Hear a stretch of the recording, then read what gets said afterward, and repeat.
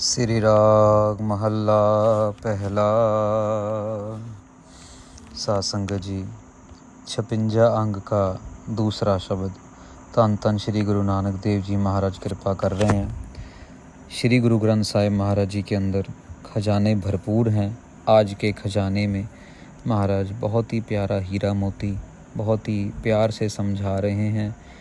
जप क्या होता है, तप क्या होता है और हमको किस लाइन पे चलना है ताकि हम बिल्कुल सही तरीके से परमेश्वर तक पहुँचें, ना कि आजू बाजू किसी और गली कूचे में फंस जाएं और फिर लंबा रास्ता भटकते रहें।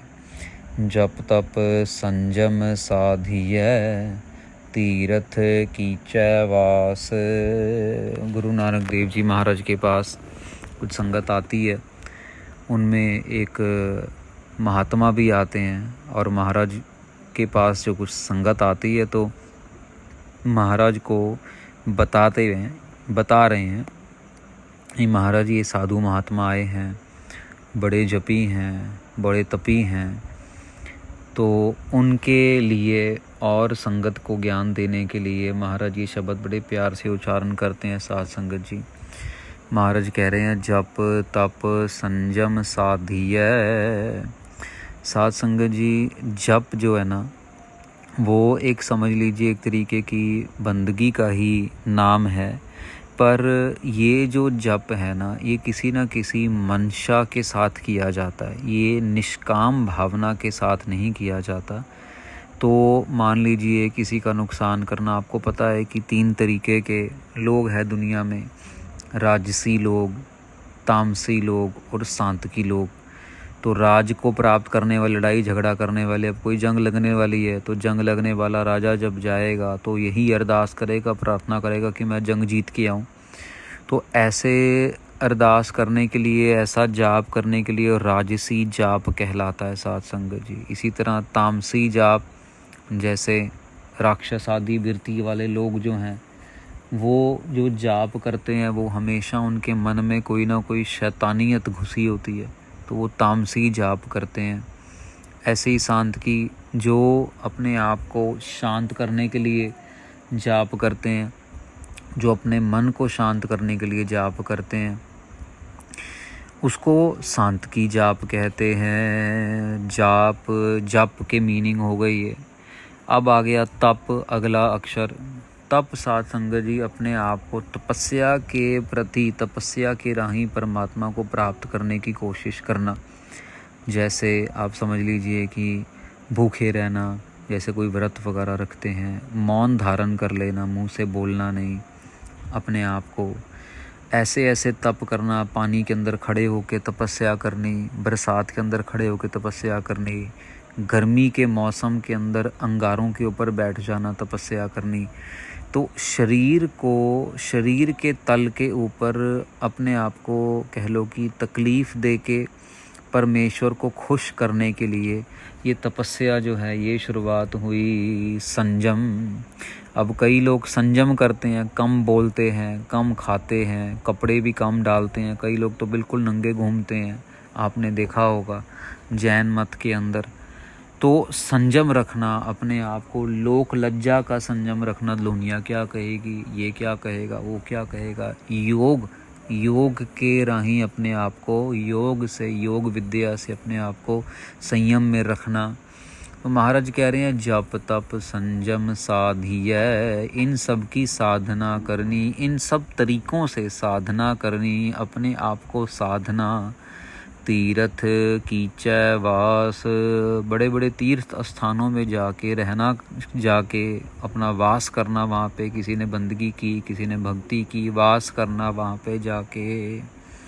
पुण्य दान चंगे आइया, पुण्य साध संगत जी होता है कि अच्छे कर्म करना, अच्छे काम करना, और दान होता है कि हमने जो माया के तौर पे दान करना। चंगे आइयाँ अच्छे काम करने, बिन साचे क्या तास। अब यहाँ पे महाराज कह रहे हैं ठीक है ये सब कुछ कर रहे हैं, लेकिन सच्चे नाम के बिना इन सब की जो है कोई वैल्यू नहीं है। क्या तास मतलब इनका क्या फ़ायदा है। जेहा राधे तेहा लुणै बिन गुण जन्म विनाश।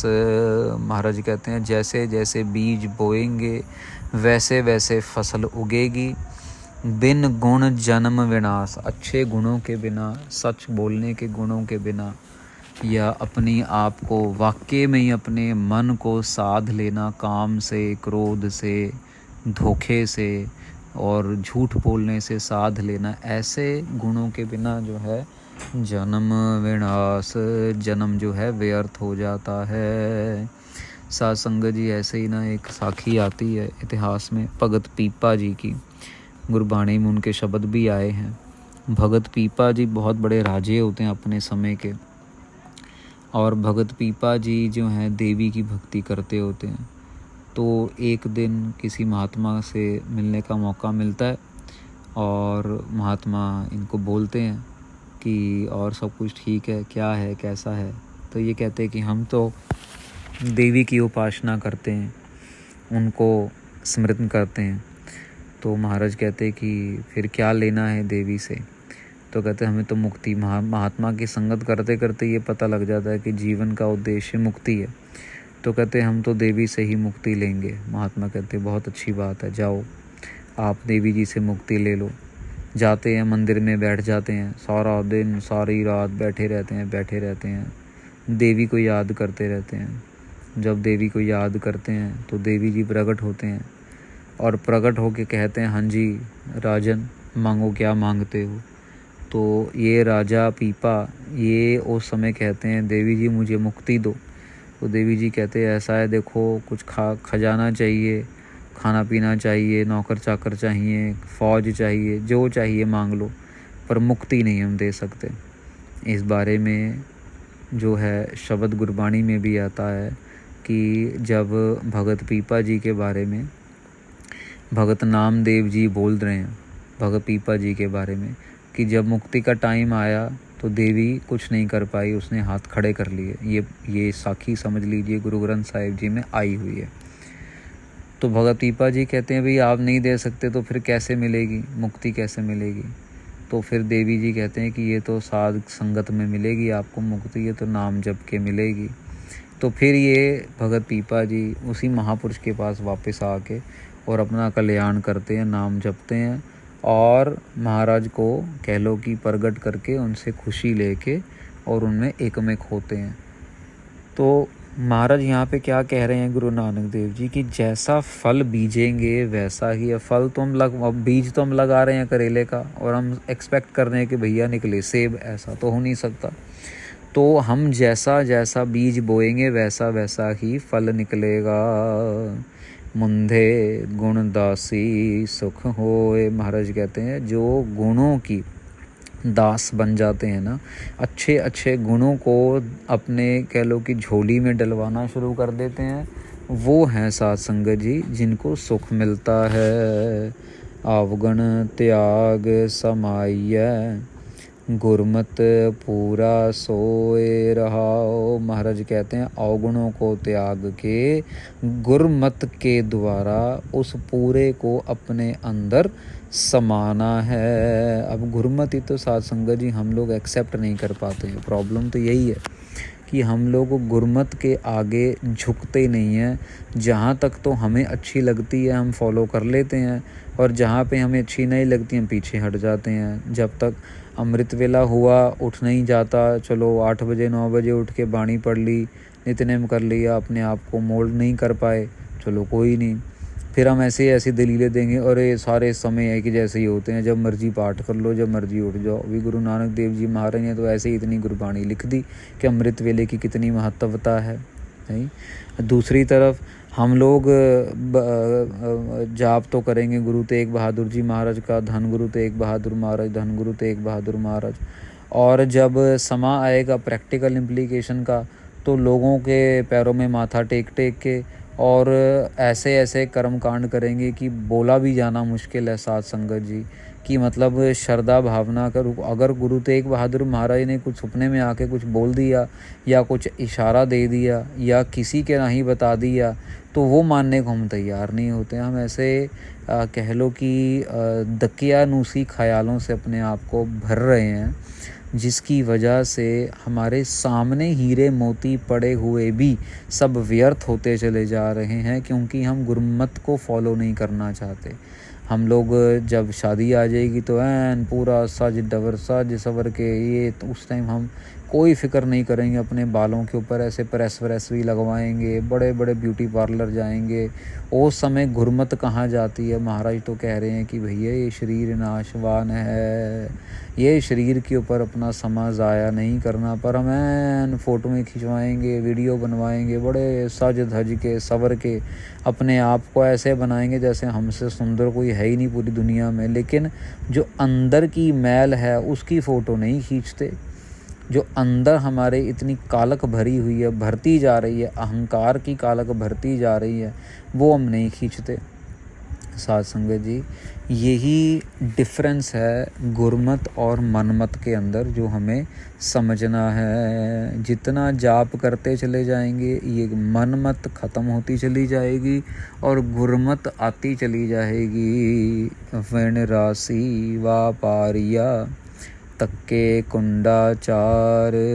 जैसे साध संगत जी महाराज एग्जाम्पल दे रहे हैं यहाँ पे कि कोई दुकानदार है और वो दुकानदार बैठा है अपनी दुकान पे, लेकिन उसके पास ना तो कोई सामान है बेचने के लिए और ना ही उसके पास कोई रास है। ऋण राशि, रास मतलब कोई कैपिटल, कोई पैसा, कोई इन्वेस्टमेंट नहीं है। तो व्यापारी जो है तक्के कुंडाचार, वो चारों तरफ चारों दिशाओं में देखता ही रहता है। मूल न बूझै अपना वस्त रही घर बार। महाराज कहते हैं कि ऐसा है कि उसको समझ नहीं आया कि उसका मूल्य क्या है, कि उसके घर में कहाँ से जो है सामान आया था, कैसे कैसे व्यापार हो रहा था और उसने कहाँ पे चूक कर दी, उसने कहाँ पे गलती कर दी कि उसके पास अभी कुछ रहा नहीं।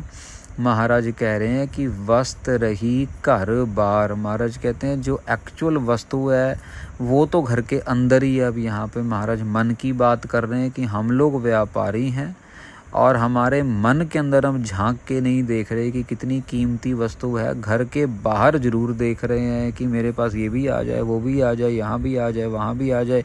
मैं किसके पास जाऊँ, किसको अपनी बात बताऊँ, मैं किसके साथ अपना विचार साझा करूँ, कौन मुझे सही बात बता दे। मैं किसी को अपना हाथ दिखा दूँ, मैं किसी को अपनी कुंडली दिखा दूँ, मैं किसी को अपना मत्था दिखा दूँ। हम बाहर की दुनिया के ऊपर तो पूरा ना तक्के कुंडाचार, हम चारों तरफ जा रहे हैं, लेकिन अंदर के घर के अंदर हम नज़र नहीं मार रहे। वेण वक्खर दुख अगला कूड़ मुट्ठी कूड़ यार। महाराज कहते हैं जब तक सामान नहीं होगा, व्यापारी के पास कोई सौदा नहीं होगा, तो फिर दुख ही दुख है। अब जब तक नाम नहीं होगा अंदर आत्मा के पास, तो आत्मा दुखी है। कूड़ मुट्ठी कूड़ यार। जो कूड़ी है, झूठी है, वो झूठ के साथ ही खराब हो जाएगी। साध संगत जी, लाहा अहनस नावतना परखे रतन विचार। महाराज कहते हैं कि लाहा अहनस नावतना, जैसे समझ लो कि 9 रत्न होते हैं ना, जैसे हम लोग कहते थे 9 लखा हार। तो महाराज क्या कह रहे हैं कि जब हम इस 9 लखे रत्न के ऊपर अपने आप को समझ लो ध्यान में लगाएंगे, जब हम ऐसी सीड, ऐसा कोई जो है बीज बोएंगे रतन जैसा, तो हमें रतन जैसे ही पदार्थ मिलेंगे। हमारे जो विचार हैं वो रतन जैसे ही बनेंगे। वस्त लह घर आपने चल कारज सार। महाराज कहते हैं कि अब जब रतन जैसा कोई मिल जाएगा खजाना कोई, तो फिर महाराज कह रहे हैं कि वस्त लह घर आपने, फिर अपने घर के अंदर ही समझ लो कि वस्तु मिल गई और सारे के सारे काम जो हैं वो बन गए। अब जब वस्तु मिल गई तो फिर मुक्ति भी मिल गई, वस्तु मिल गई तो घर बार भी चलना शुरू हो गया। दोनों चीज़ें महाराज कंपैरिजन जो है वो साथ साथ दे रहे हैं। संता वाहिगुरु वण जारिया स्यों वण जिकर गुरमुख ब्रह्म विचार। अब देखो यहाँ पे समझने वाली बात है। सवाल पूछते हैं महाराज आप तो कह रहे हो कि बिजनेस करे, लेकिन किसके साथ करे, कौन है यहाँ पे, ऐसा तो बताओ। तो महाराज जी कह रहे हैं वण जा रहे हैं सो वणज कर, ऐसे व्यापारियों के साथ अपना व्यापार करो जिन गुरमुखों के पास ब्रह्म की विचार है। कर गुरमुख ब्रह्म विचार, गुरमुख जो गुरु के कहे रास्ते पे चल रहा है, जो ब्रह्म की विचार के साथ जुड़ा है, जो सिर्फ शरीर के तल पे नहीं जी रहा, जो आत्मा के तल पे जी रहा है, जिसको पता है कि मुझे अपना कर्म जो है वो मिटवाना है, मुझे कैंसर की बीमारी से नहीं मरना, मुझे एड्स की बीमारी से नहीं मरना, मैं जाप कर करके अपने कर्म को सीधा करवा सकता हूँ। ये ब्रह्म विचार गुरमुखों के पास है। संता संगत पाइय जे मेले मेलनहार, महाराज कहते हैं जो ढूंढना चाहे ना साथ संगत जी, तो ऐसी संगत भी मिल जाती है संतों महापुरुषों की जो परमेश्वर से मिला देते हैं। पर अगर हमारा सोच ही नहीं है, हम चाहते ही नहीं है, हम चाहते ही नहीं कि जपजी साहब का एक भी पाठ करें, चौपाई साहब के तो 5 पाठ दिन में कर लें, दिन में एक बारी गुरु ग्रंथ साहिब जी के दर्शन मेले कर लें, कुछ सेवा कर लें गुरु ग्रंथ साहिब महाराज जी के लिए, कभी चौर साहब कर लिया, हमारा चाव बढ़ना चाहिए। लेकिन कलयुग के चपेट के अंदर ये नेटफ्लिक्स क्या, अमेज़ॉन प्राइम क्या, मोबाइल की गेमें क्या, ये PS5 क्या, ये और चीज़ों के अंदर लटरम फटरम के अंदर हम लोग उद्यम नहीं करते और वो समा गवाते जा रहे हैं। चढ़ना था सीढ़ी के ऊपर एक एक कदम करके, और हम नीचे और नीचे और नीचे ही उतरते जा रहे हैं। मिलया होए ना विछड़े जिस अंतर जोत अपार, महाराज कहते हैं एक बारी जो मिल लेता है ना साथ संगत जी, जिसने अपने आप को मार लिया, जिसने अपने आप को परमेश्वर के अंदर, परमेश्वर के चरणों पे न्योछावर कर दिया, एक बारी उसका आनंद आ गया ना, फिर वो बंदा कभी लाइन छोड़ता नहीं है, कभी नहीं छोड़ता। उसके अंदर ऐसी मैग्नेट, वो जोत अंदर है ना, क्योंकि जिस अंतर जोत अपार, अब हमारे अंदर एक मैग्नेट है और एक मैग्नेट बाहर है। आत्मा और परमात्मा आपस में 2 मैग्नेट के पोल समझ लीजिए, नॉर्थ एंड साउथ पोल। तो जैसे ही आप इन दोनों को इकट्ठा करेंगे, भले वो 1 सेकंड के लिए भी हो, लेकिन इकट्ठे होकर चिपक ही जाएंगे, फिर उनको अलग नहीं कोई कर सकता। आम मैग्नेट को तो फिर कोई अलग कर लेगा साथ संगत जी, पर परमात्मा और आत्मा की मैग्नेट को इतनी आसानी से कोई अलग नहीं कर सकता। सच्चा आसन सच रहे, सच्चा प्रेम प्यार, महाराज कहते हैं ये सच्चा आसन, उसका आसन भी सच्चा है, उसका प्रेम भी सच्चा है, और वो भी सच्चा है हमारे मन के अंदर, उसका प्रेम भी सच्चा ही है। तो साथ संगत जी यहाँ पे तकरीबन आधा शब्द जो है वो समाप्त होता है। 56 अंग 56 अंग के ऊपर श्री राग का ये दूसरा शब्द गुरु नानक देव जी की पवित्र रचना से उच्चारण हुआ। कल बाकी के शब्द की विचार करेंगे।